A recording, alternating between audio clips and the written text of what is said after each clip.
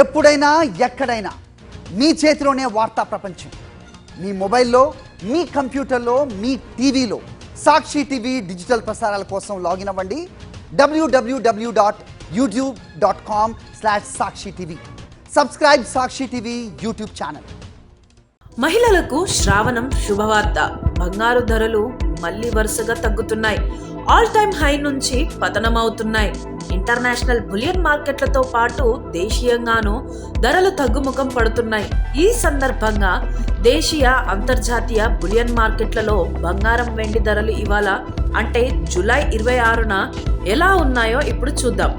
అంతర్జాతీయ బులియన్ మార్కెట్లలో వరుసగా 3వ రోజు బంగారం ధరలు తగ్గాయి. 2 రోజుల కిందట స్పాట్ గోల్డ్ రేటు ఔన్సుకు $3,450 స్థాయిలో ఉండగా ఇప్పుడు $3,330 దిగొచ్చింది. ఇదే సమయంలో సిల్వర్ రేటు కూడా $38 తగ్గింది. ఇదే సమయంలో డాలర్తో పోలిస్తే రూపాయి మారకం విలువ రూపాయలు 86.50 వద్ద కొనసాగుతోంది. దేశీయంగా కూడా పసిడి ధరలు వరుసగా 2వ రోజు తగ్గాయి.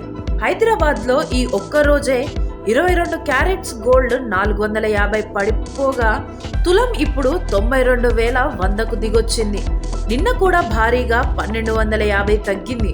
మరోవైపు 24 క్యారెట్ల స్వచ్ఛమైన బంగారం 490 తగ్గడంతో 10 గ్రాములకు ఇప్పుడు 1,480కు దిగొచ్చింది.